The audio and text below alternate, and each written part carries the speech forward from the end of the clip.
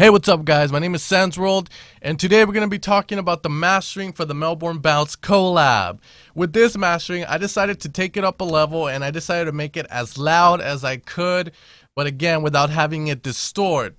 So, I had pretty much over here, down here, I have a reference track, which is the track Vinay Louder. And it's down here, Dimitri Vegas and Like Mike Vinay Louder original mix, 320 kilobytes. 220 is the highest quality you can get for MP3. So I was using this to measure its loudness with the WLM. So today I want to talk about this, and we'll get into the mastering, and I'll tell you guys what happened because I made a video, but there was a couple of problems that most people are gonna run into. So I'll talk about them, and I'll talk about how I addressed it. Okay, so first off, the first thing I want to do is grab a reference track, mainly because you want to compare between the both. Now, Louder by Vinay and Dimitri Vegas and Like Mike is not a great reference for this track because the leads are really different. And the only good thing about it, the only reason I got it is because the bass is similar to our bass, except it's in a different key, which is a better key for the bass. So their bass sounds a bit more warm, a little bit louder, but we got it close to it. So one of the things I like to do is I like to put this WLM on almost any reference track because it will tell you how loud it is. So you know that, whoops, this thing went over.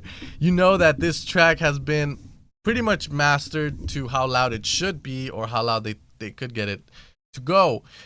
So once you see like what they have, and I'm not gonna play it, I'm just gonna mute the volume real fast so you guys can see this.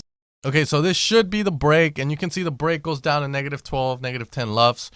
And then finally the drop should be here, louder. And this is where it drops, and you can see it goes to the loudest point in the track, which is -6. So this track reaches a perceived loudness of -6. But if I put it like here and I have it up here, it still doesn't change anything, but we do know that the song is capped, so the perceived loudness of this song is this high. Now, I feel like they could have gotten it louder if the bass wasn't so powerful, because the first thing that distorts are vocals and bass lines whenever you're trying to get stuff loud. Another thing you also want to keep in mind is looking at the spectrum of the track and seeing how it worked out for them. You guys can see there's a big one here. This is the bass, and it's huge. That's why it sounds there. So our track looks very similar to that. Okay, so let's get back to this. So I did the mixing and mixing last episodes, so watch that if you haven't. Okay, so in the mastering, I ran into an issue. I was doing the mastering video, and I ran into the issue that the bass was too big. I have a problem with one of my right monitor going, like, I believe it rambles or rattles. So I'm thinking I'm gonna either have to change it. But one of the things I do know is that whenever that happens in one of this monitor to the right of me, I know that the bass is either too strong and I need to cut it off a bit. So what I had to do is I had to separate my sub bass from my top bass, and I processed the sub separately. And I didn't really do that much. What I did is I cut almost everything from the sub to the point where you can only feel the low end of it. You can still hear it if you're using really good monitors. And we put that in mono because when I had it with the top bass, I didn't want the top bass to be fully mono. I just wanted the top bass to kind of, kind of still sound wide. But then I realized that that was impossible with this track because the lead was too powerful. So I instead put the top lead in mono, and I processed it the same way, except I didn't process the sub there, so the sub doesn't have any of the stuff we put in the bass sub. And that's pretty much all I had to change. And from there on, the last thing I did is I made the lead, I compressed the lead just a bit more so that it can be louder and just come out more. All right, so let's go into the mastering and what I did. Okay, so this one is a kind of like a stupid master. I didn't really try that hard with it, but it should give you guys an idea on how to do it. So right now, this is how the track sounds like. And I'll put the drop here.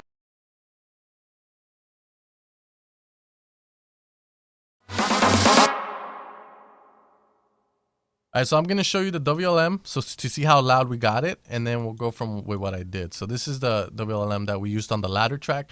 Remember, -6 was the loudest it got.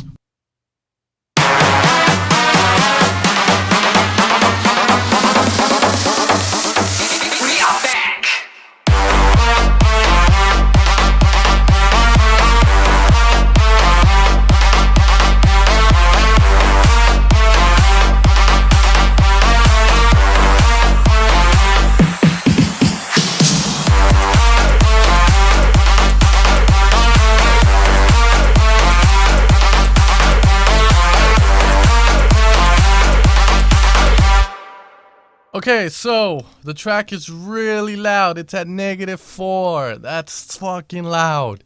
That's like, it's almost topping it off. And, that's crazy. My ears are fucking bleeding. But some tracks do get compressed to the point where they're that fucking loud.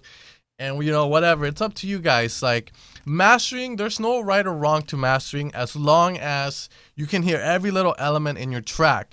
I don't know if you guys have heard that song by will.i.am called Bang. I think it's called Bang. And the drop sounds very similar to Quintino's Epic. But, the mixing and mastering in that track was done intentionally. So it wasn't by accident. It wasn't like the guy sucked.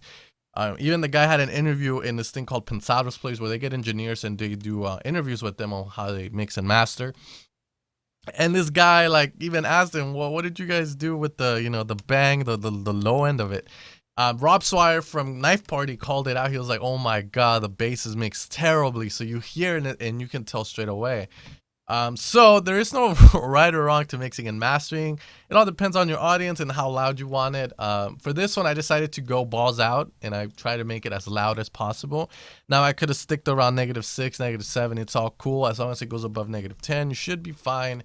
But again, don't sweat it. Do it the way you think sounds right and hope everyone else likes it.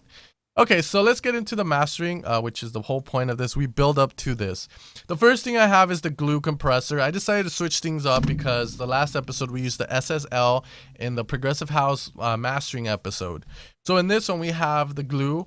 The threshold is set to 9 o'clock, and the threshold will depend on how much compression you need at the end of when you're mastering, because it all depends on how much you compressed in the mixing phase as well.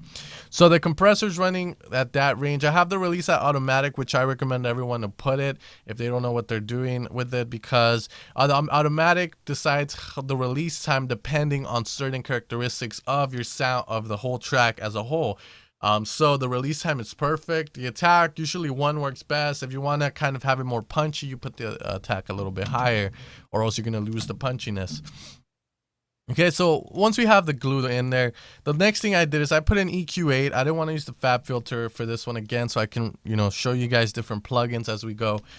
For here, what we did is we cut -38 and down, because, I mean, that stuff we're not going to hear. And at the club, a lot of the stuff that kind of pushes people is -38 and up. And also at the high end we cut a little bit of the highs. This is the stuff the dogs can only hear, so we just got rid of that. The way I would do this is, if you wanted to do it in your own track, you would have to do it to the point where it doesn't alter your track, and you'll know through your ears. Next thing we have is a mid-side EQ using EQ8. The way you activate the mid-side in EQ8 is you go here into the mode and you put MS mode. And in edit you have M and then S. S stands for the sides or stereo, and the M stands for mono or the middle. And what we did here is we had to lower a lot of the low end here because our sub is really present around this area. And if I didn't do that, my right speaker starts going whoa, whoa. And that for me is a sign that my bass is either too strong and too much low end. So I had to do that. Again, we're using Trillion, so it's analog basses. So I don't, to me, it just sounds natural to do that because it's too huge for me. The next thing is in the sides, we boost it again just by a tiny bit. We used the high shelf. And again, a high shelf is an EQ where anything past your dot gets boosted up by a value, whatever you set it to. In our case, it's 0.6. And then we took a little bit of the low end from the sides to kind of have some stereo separation, which is really important when it comes to tracks. The reason it's important is because you don't want your bass or low end on your sides, because that's where your leads are. And if you have your low end on your sides, what's going to happen, it gets really cluttered. And when you try to make shit loud, it just it won't get louder because there's too much shit fighting. And when shit fights for frequencies, it builds up and it increases that frequency and volume. So when you try and boost everything, your high end and your low end will not be loud, but your mids will, and you'll tell it'll distort and doesn't sound good. So that's why we did this, and in our mids we did this. We took a little bit of the high as well in the mids for stereo separation. The next thing we did is we did some limiting or compression, whatever you want to call the PSP Vintage Warmer 2, even though it's like a little hybrid of both. But mainly it's limiting with a little bit of warmness to it. That's where the Vintage Warmer 2 comes. The thing I do when I use this thing in my mixes, I turn the off into fat and I turn the single into multi, and I just boost the drive up just a tad bit, but you can see a value here of 2.40. That's just gonna make it louder in general. Next thing we did is we just used the image Ozone 5 image master to make the low end, as you guys can see over here, the red one, be fully mono. The reason I did that is because I noticed that a lot of the low end wasn't just a straight line. There was like a little bit of width to that line. So you want it to be straight in the center, and the kick bass snares will always be there. And they're the ones that are going to be driving everything. The next thing I have is a linear phase EQ. Again, I used this in the last Progressive House collaboration, and I always like to use linear phase EQs as my last EQ for the whole track because they are pretty much the cleanest, they're the best EQs you're gonna get, the most true. The trade-off that you get with using this, and this is why I always use it at the end, is because they create so much latency to your tracks that, you know, if I were to press play right now with this on, you guys will see the difference, and I'll count 1, 2, 3, 4, 5. You guys saw how long it took, like 1, 2, 3, 4, 5 to even start after. So that's the latency when you have that. Finally, we ended off with an invisible limiter, which is the limiter I use whenever I master. And again, I've explained why it's so popular, because you can get it loud and louder than anything else without it distorting. Now, this goes against everything engineers taught, but then again, EDM is a new genre and most engineers are mixing it this way. Okay, and finally, we have the WLM, which measures our loudness.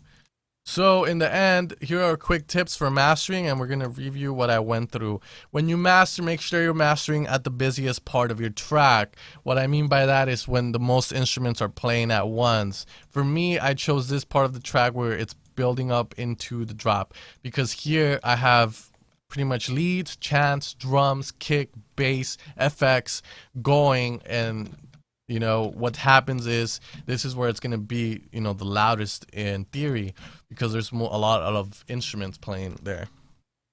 So this is where I try and get it to sound as loud as possible before it distorts. Then finally, I check the breakdown to make sure it transcribes well. So I'll make sure that it sounds good here and sounds good there. And pretty much that's it there. So we do the mastering from here, and then we check here and we adjust to it. Okay. So pretty much you always start things off with a compressor because you want to kind of unify everything. Compressors, you should also think of them as highlighters. So if you don't fix something in the mix and use a compressor, it's going to be more obvious when you finally put a compressor in and, you know, squeeze the dynamics out of that track. All right, guys, so let's hear the breakdown as I haven't shown it to you guys.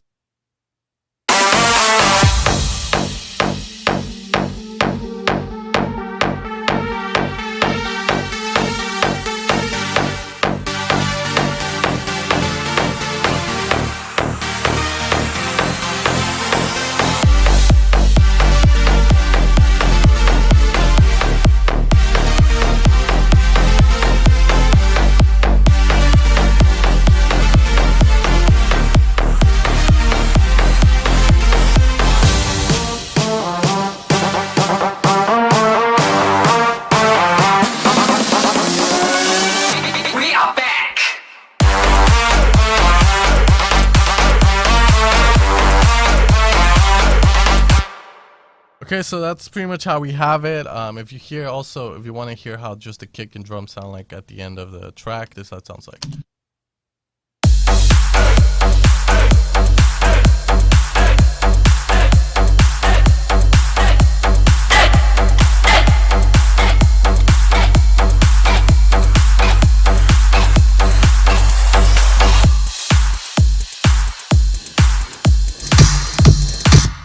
Okay, so that's the way it sounds like, and hopefully you guys like this series. I didn't put that much, again, the mastering is not something I would, you know, I would probably keep going and trying to make it sound a bit better, but we went the long route where we made it loud, so again, you can choose how you do it, and hopefully this helps some of you guys and guides you a little bit in the direction you should be going.